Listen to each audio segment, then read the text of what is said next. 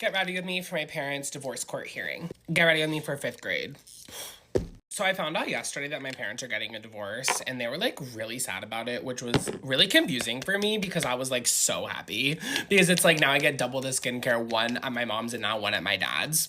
So I was like cheering and stuff. One thing that did make me really sad though is that yesterday I found out my favorite anti-aging serum isn't selling anymore because apparently they use child labor, which is confusing because it's like that's a good thing. Like I want to be a child laborer so badly because I could just work at the factories and then take the products home for free. Like it's infinite skincare, so I don't understand why like people think that's bad because so many kids would want that. So a girl in my class died yesterday, which is really sad, but also she did get Drunk Elephant bronzer and a Stanley Cup the day after I did, and I hate copiers, so it's deserved a little bit. But she knows that. I hope that your 2024 is filled with kindness, love, not death, and also lots of child labor. I accidentally hooked up with a coach at my college.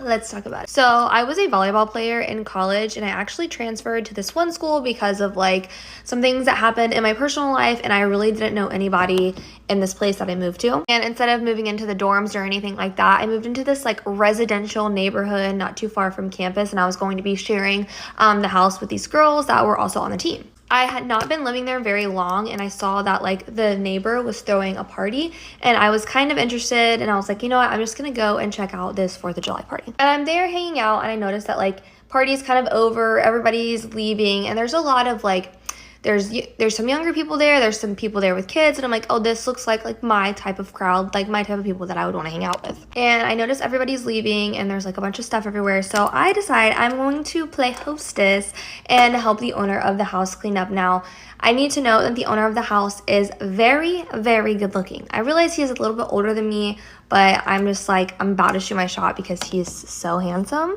We get to talking. I tell him I just moved into the neighborhood. I didn't bring up that I was going to college because like it literally just didn't come up, and we're just talking, and he pulls a whole like, well, let me give you a tour of the house. And I'm like, of course, I would love to see your house, specifically your bedroom. We spend that night talking, hooking up. We hook up, obviously, but not only that, we're just like talking, and it feels like I have known this guy for like way longer than I actually have, and we just have like a lot of things in common. And like I said, it was just one of those like instant connections, and I was like, wow, I like really like this guy. After that, I go home, I give him my number, I'm like, you know, call me sometime, hoping for a repeat.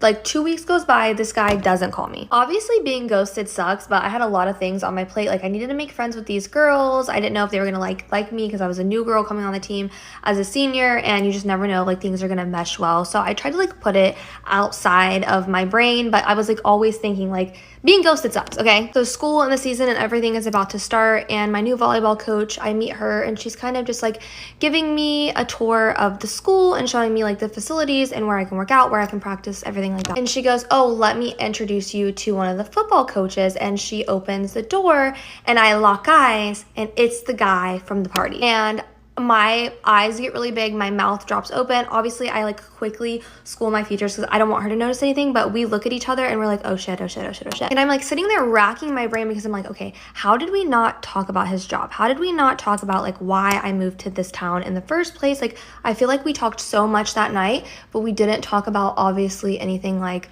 super important like that, which we should have. So obviously I have to play it cool. I put my hand out and I'm like, you know, it's nice to meet you, da da da da. And he's like plays along as like, it's nice to meet you too. Meanwhile, I'm like freaking out on the inside. I have so many mixed emotions after this because I'm like, number one, holy shit, I can't believe this happened. Like, what am I gonna do? But number two, like obviously he never called me. So I'm still a little like sore over that, but I decide to go over to his house because obviously I know where he lives so that we can have a conversation like, what are we gonna do moving forward? I go over there, I'm talking to him, and I'm like, let's just pretend this never happened. And he's like, sounds good. And I'm like, also like, why didn't you call me? And he was like, I wanted to, but I knew like it was gonna be more than just like a fling with you. And that did feel good to hear, but now I'm upset because I would love for something to continue between us, but obviously it can't happen. So we agreed to put it in the past, and it's really hard because I see this man everywhere. Like I see him outside mowing his lawn. He sees me when I'm about to go for a run, and it just seems like we cannot stay away from each other. And the whole us staying away from each other was going really good. Get ready with me while I spill the hot pipe and tea. So if you guys are new here, my boyfriend and I basically called it quits quits about 3.5 weeks ago. But then a couple days after that happened, we agreed we would stay friends and still talk normally. Then a couple days later, he proposed this proposition saying we should cut contact for 6 months and just meet up 6 months from now just to see where we're at and hopefully move forward. And then the day after that proposition was made, we ended up going to the beach together. But also, I'm kind of glad that we did because we ended up getting a lot of talking done. We ended up realizing that we were on the same page about everything and that what we really needed was just a break. I ended up convincing him to meet me halfway with the break. Instead of 6 months, it would be 3 months. So then from there, we saw each other the next day as like a last hangout before we went on this break. Or so I thought. So that was about maybe 2 weeks ago. We knew where we stood with each other. We agreed that this break, we would not see each other in person, but we could still contact each other like texting and calling normally. Because I feel like with breaks, as long as you both set these boundaries that you can obey, and as long as each of you come to an agreement, then whatever you decide on is okay.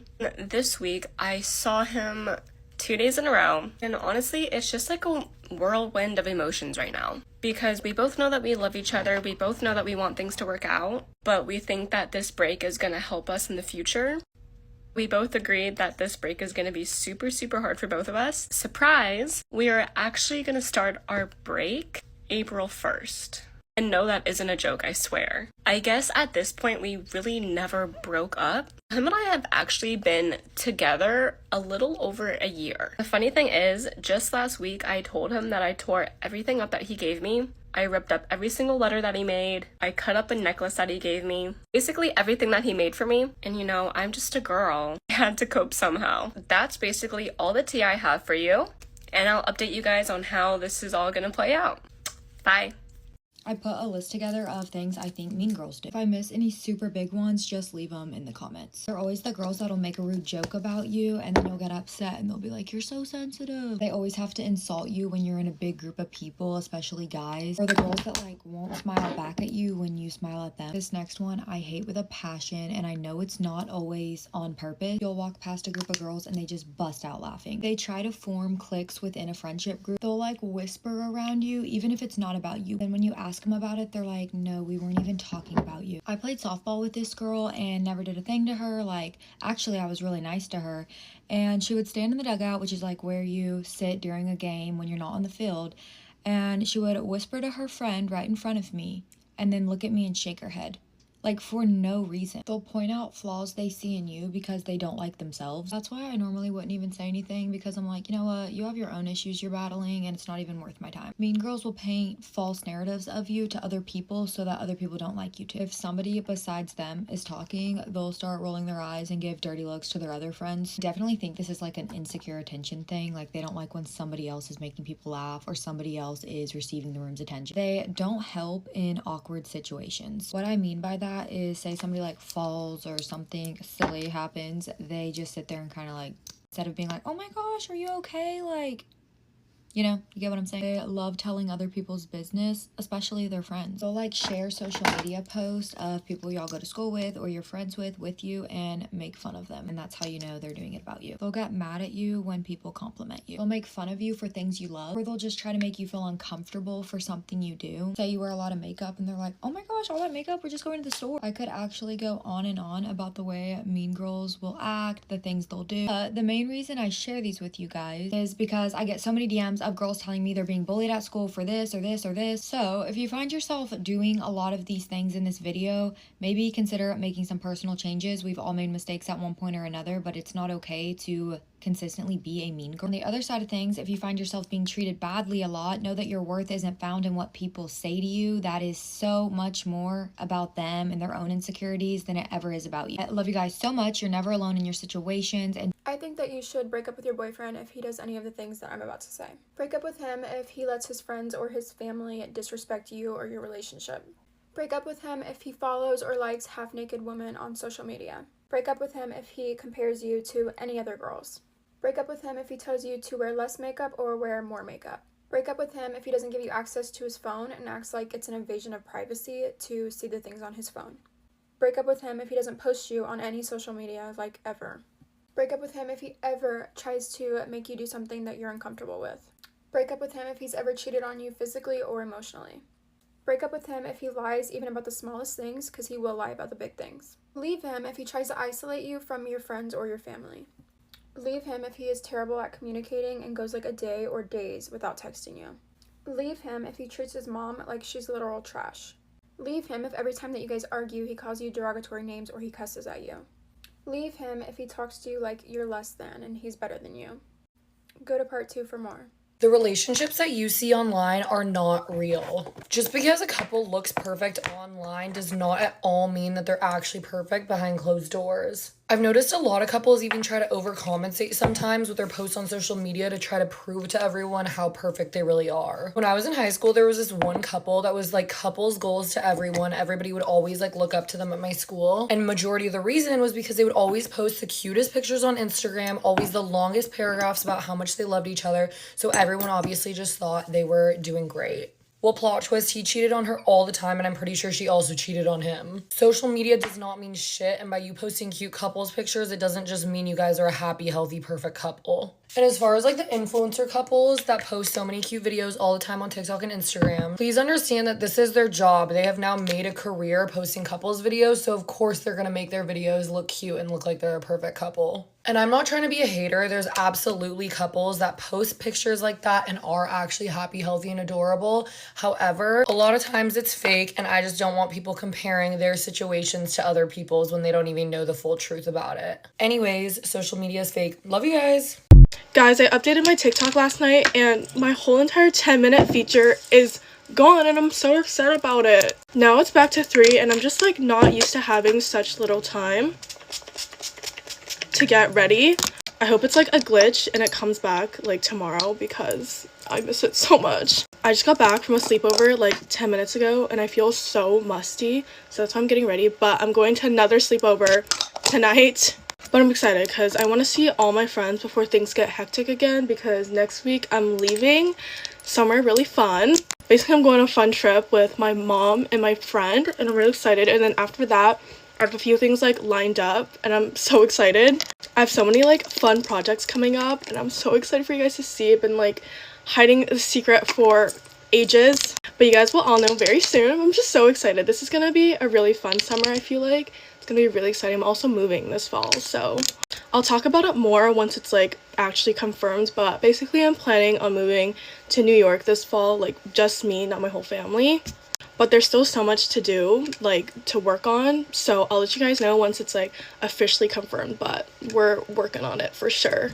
I lost my Makeup by Mario bronzer and I'm like so upset about it because it was one of my favorites, but this is basically like the same thing. I got this pack of beauty blenders from Amazon and it's literally the best. One of my makeup artists recommended me these. Like, she put me on, she did my makeup and I was like, what is that sponge and why is it so soft on my face? And it's this. I wet this so it's a little bit bigger, but it is so soft. I've never had a softer beauty blender in my life and I love it. And it's pink, which makes it even better. I did my old like blush routine yesterday and it low-key ate, so I'm gonna be doing it again. I ordered like a bunch of things off Amazon and I got like heatless curls because I used to use my robe. I know you can use socks too, but I feel like they don't work as well, so I got like the actual unicorn thing and I'm gonna try it maybe tomorrow. Also, oh my gosh, Kosas came out with blush and I'm so excited. I have them here with me, but I want to do like a full actual review for you guys because I've been wanting them to release blush for the longest time and they look so good. It's a powder blush and it just looks perfect, and I feel like it's gonna be the summer blush. I don't know, it just gives summer vibes. I really need to deep clean my room because it is so messy and cluttered right now. I hate living like this, but like sometimes I just don't know what to do because there's so much stuff. Okay, I couldn't wait. I just have to try one of these now. They look so good. I'll still do a separate video of me reviewing it, but oh my goodness, I'm dead. There's like so many different shades too. I'm so excited. Oh my gosh, and it has like a glow. Okay, I'm just doing some mascara now. Okay, for my lips, I'm just gonna do my Laneige lip mask and then I'm done. Bye guys.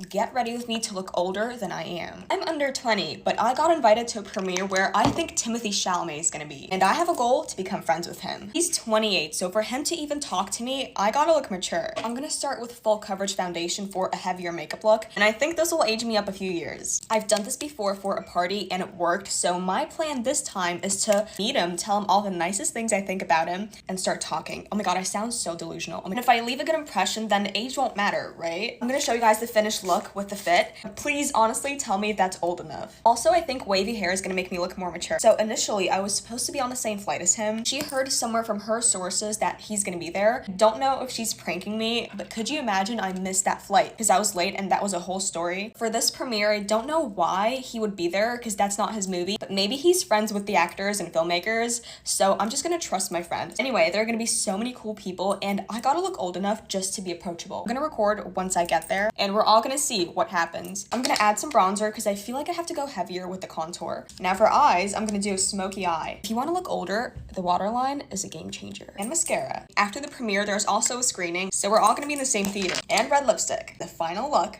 I love these earrings. Okay, here's the finished look. How old do I look? I'll see you guys with an update. There's certain places that I don't think I would survive a week, and honestly, you wouldn't either. First is the University of Miami. I know Alex Earl went there, and it seems like really fun. But as somebody in university, I have no idea how people go to school there. I feel like you would get no work done because there's like parties every single day, and you're in Miami, so it's like always sunny. Plus, everyone that goes there is like literally beautiful. Like, I just don't think I could even leave the house in like sweatpants to go to class without feeling like megally insecure. They all look like IG baddies. They have these like pool parties in the middle of the day. If you go to University of Miami, please tell me if this is just like how it appears online and if it's like actually a normal school where you go to class, because from the way it looks on TikTok, it honestly just seems like a massive party school. On that same note, I don't think I would survive in LA. I know like every influencer, model, actor, whatever moves to LA, but it genuinely terrifies me because first of all, anytime I've like liked an influencer or YouTuber or whatever and they moved to LA, their personality changed. So 100% there is something in the water there. It also just seems like a place where like everyone's trying to get as famous as possible and remain relevant, which I just feel like would be super draining on you after a while. Especially if you're an influencer, you'd probably have to be questioning who's really your friend and who's just out there for the clout, you know? I'm also like kind of lazy and I feel like everyone there is obsessed with workout classes. Again, if you live in LA, please tell me if I'm wrong, but like, does everyone get up at 6 a.m. for a spin there? Yes or no?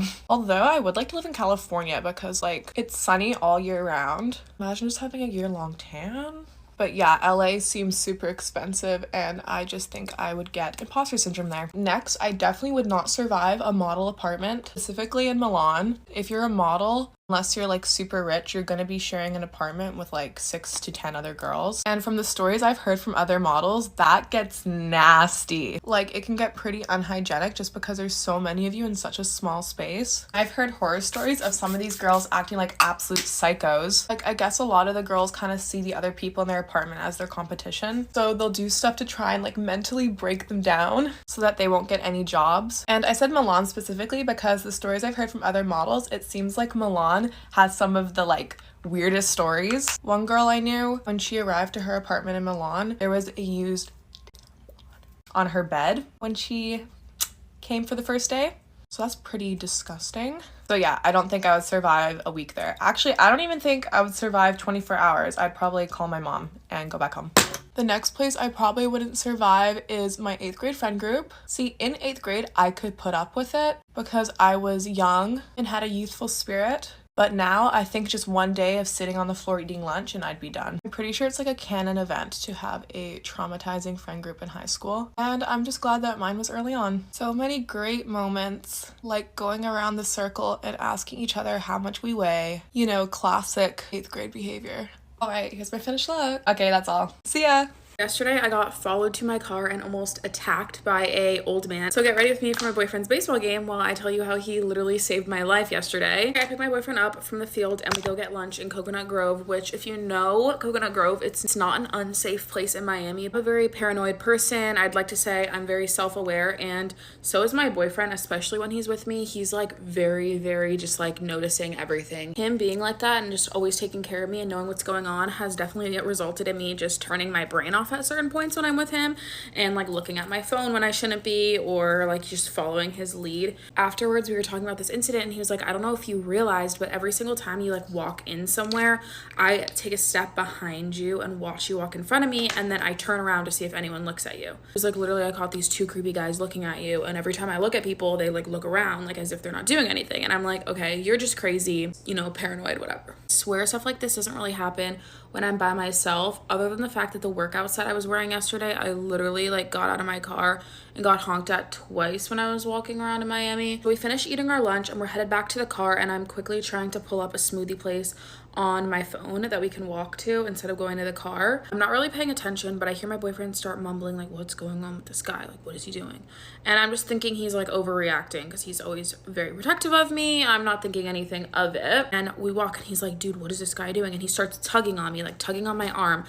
And I'm still like on my phone trying to find this smoothie place. And I look up and I see like an probably 80-year-old old man. So I look back down and I'm like, dude, what? And he was literally in like a button up, you know, like he looked like your average old man. I start like hearing my boyfriend be like, babe, come on. And he's like pulling me. He's like, get off your phone, come on. And I was like, chill.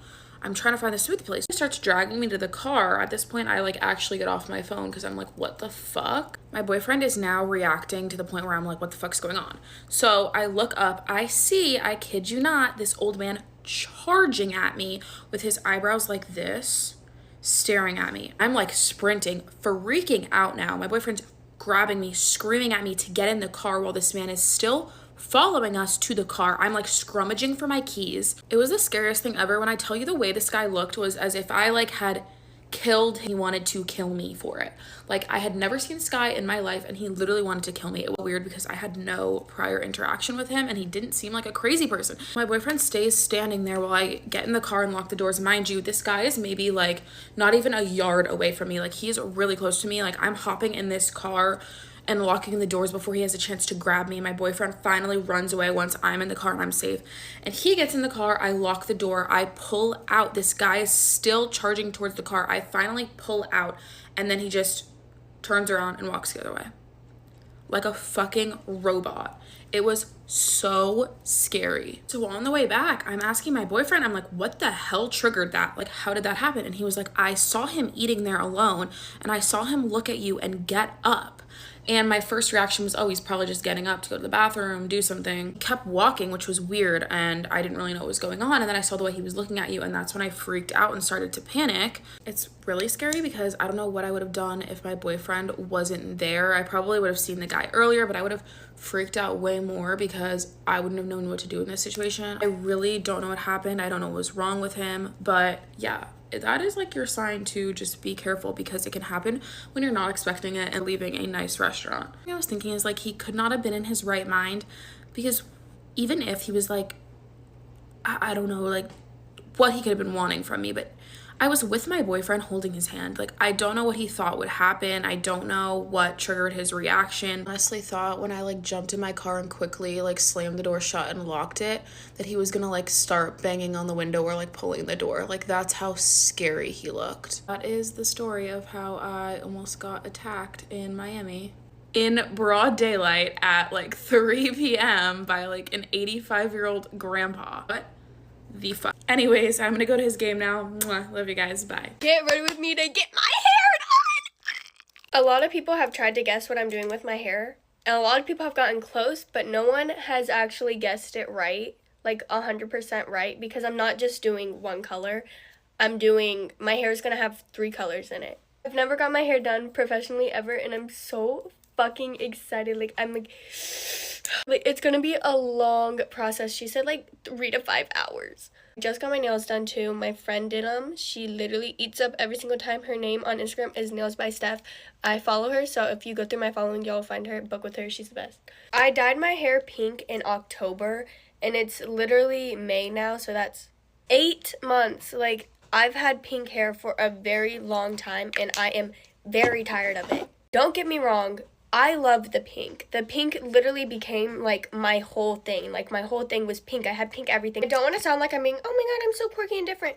But I was trying to find an inspiration picture online for the hair I wanted to show the lady, and I couldn't find one. Like, I don't think anyone has this hair, even though I know for a fact someone else in this world has this hair, and when I dye it, I'm gonna be tagged in their videos like, oh my god, y'all have the same hair. So then I'll be able to see who has the same hair as me. A lot of people don't do their makeup to get their hair done because like it's gonna get washed off of the forehead, but I have transition videos I gotta film after, and I gotta take pictures, and I gotta look cute, and I gotta FaceTime my friends, so I need to do my makeup, and even if it gets fucked up, it's fine because the beauty filter exists for a reason. Okay, I'm done with my makeup. I'm probably gonna go get dressed and then go, and I'm fucking excited, y'all. Get ready for spam of TikToks because I'm not gonna stop spamming, and I don't care if it annoys y'all. I don't care if y'all don't give a fuck. I don't care if y'all hate the hair. I am so excited. I love you so much. Have an amazing day. I'm really sad and lonely, so I'm gonna do my makeup even though I have nowhere to go. I was with my best friend earlier, but she had a doctor's appointment and she has to work, so I don't know. And honestly, I don't have like the social battery to hang out with anyone other than her because I just don't have the energy for that. Then I just end up alone and sad. So I think I need to pick up on a hobby. Anyways, I was planning my birthday because my birthday is June 29th. I'm gonna get a hotel room on the beach with my friends. I'm inviting 3 friends to like get ready with me, and we're all gonna go have dinner. I made a list of everyone that I'm inviting to the dinner, but I haven't actually invited anyone yet. It's 16 people. I have a list of like 4 restaurant options. I'm not sure which one I'm gonna choose yet. And then after the dinner, what I want to do is go back to the hotel with those same 3 friends, have like a girls' night and watch movies, and then go to sleep early, and in the morning wake up and watch the sunrise on the beach because I love doing that. I did that for my last birthday and it was actually amazing. Like that day it replays in my head constantly. I want to tan all day. Like I want to be tanning and also like go in the water, just actually enjoy the beach, and then do a spa day, take an everything shower, and relax, watch movies. By that time, everyone will probably go home, you know? I finished my makeup and now I have nothing to do again, but it's fine. Bye, guys.